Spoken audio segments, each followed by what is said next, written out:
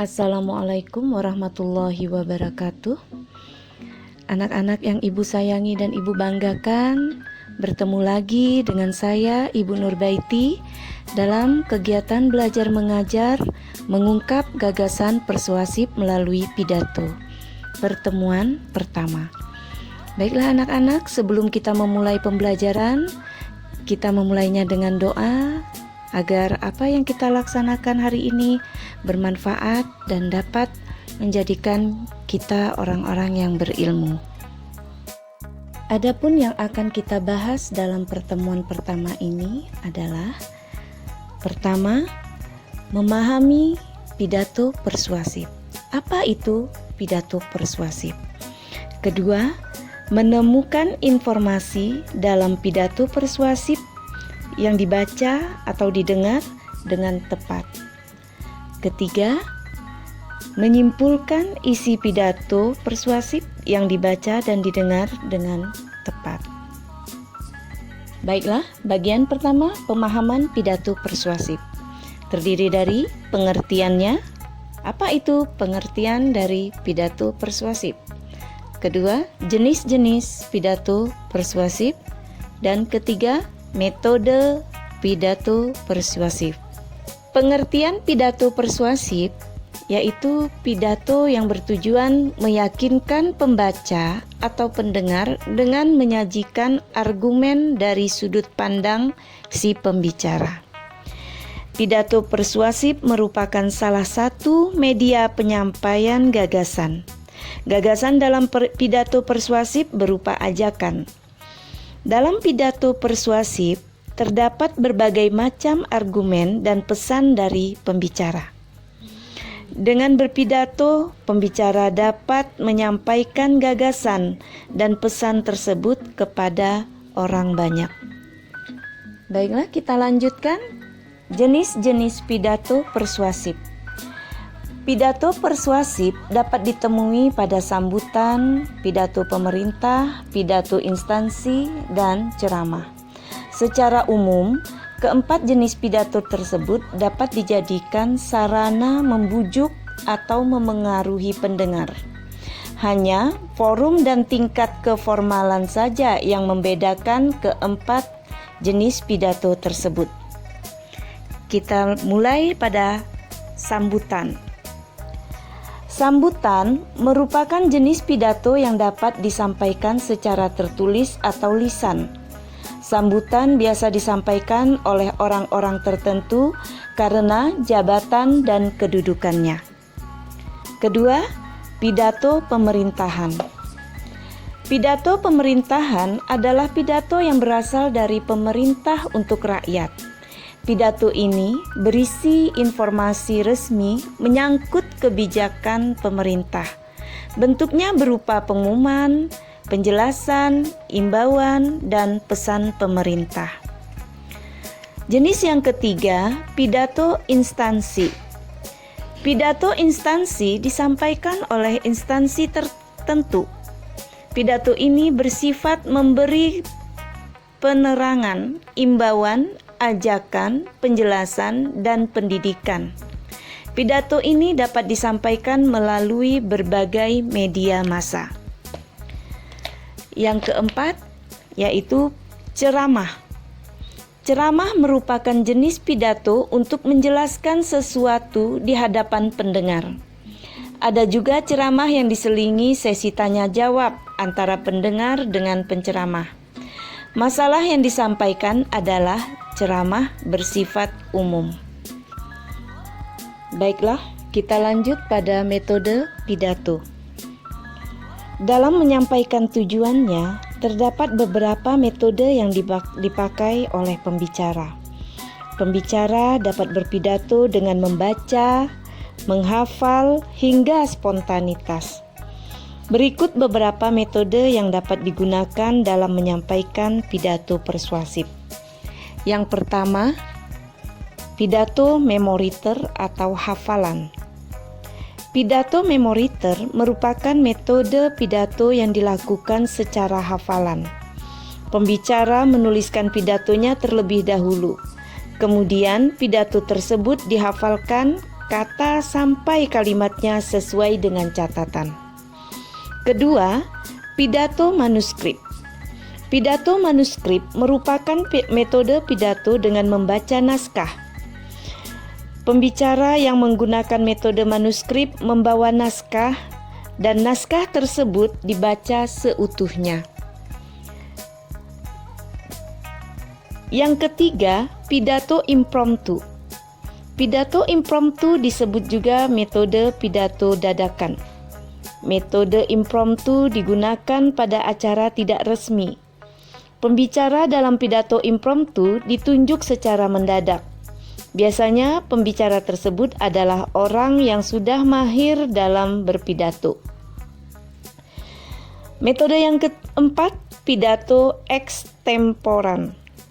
Pidato extemporan merupakan metode pidato dengan membawa catatan sebagai kerangka pidato.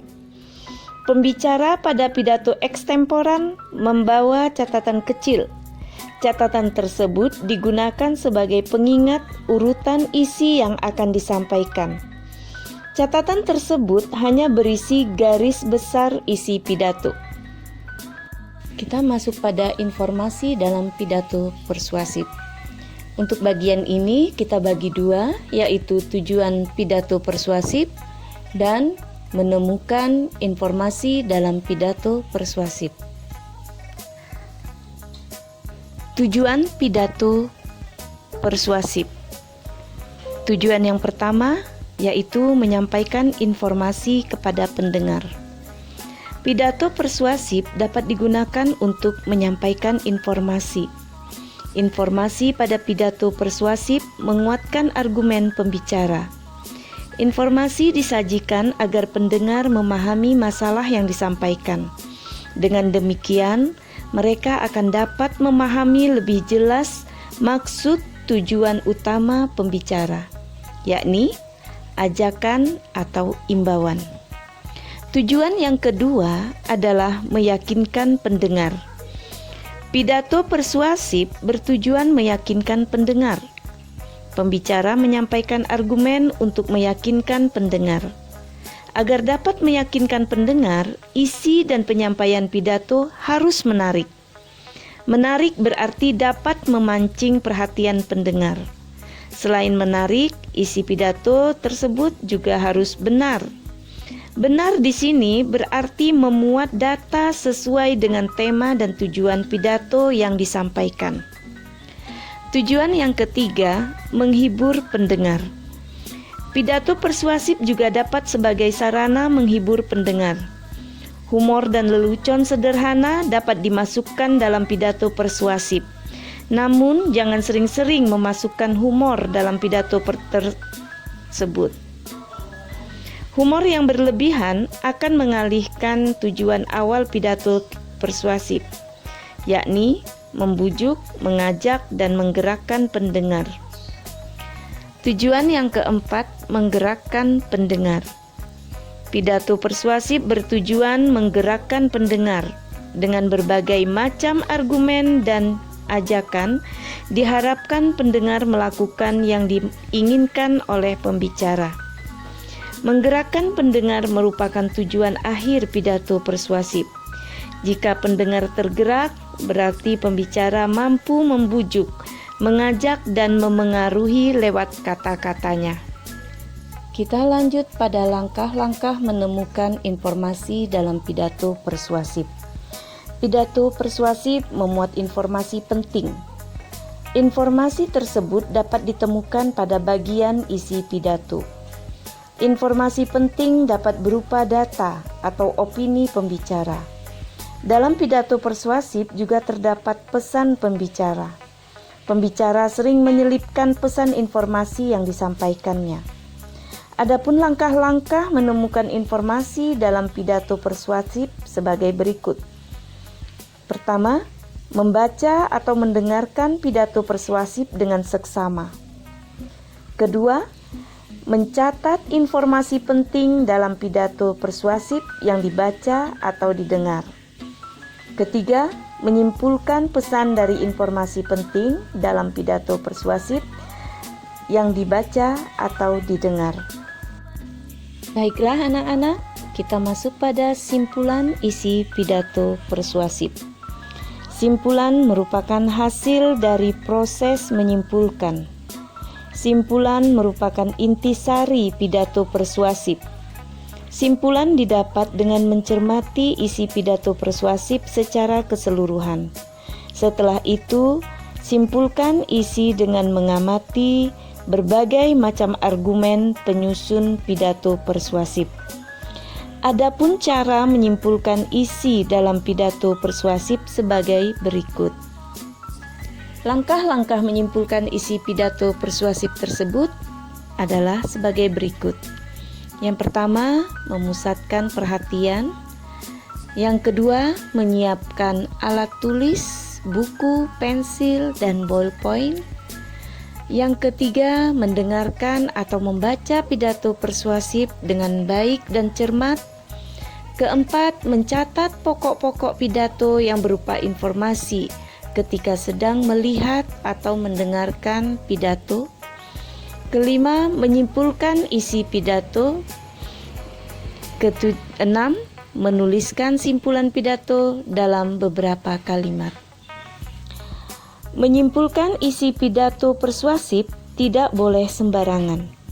Ada beberapa aspek yang harus diperhatikan dalam menyimpulkan isi pidato persuasif. Berikut beberapa aspek yang perlu diperhatikan dalam menyimpulkan isi pidato persuasif. Pertama, simpulan harus memuat pokok isi pidato. Kedua, simpulan tidak menyimpang dari isi pidato. Ketiga, simpulan bukan merupakan komentar, melainkan ringkasan isi pidato. Demikian anak-anak yang dapat Ibu sampaikan. Semoga pembelajaran kita hari ini dapat dipahami dan bermanfaat bagi kita semua. Salam sehat selalu dan sukses untuk kita semua. Amin. Selamat pagi.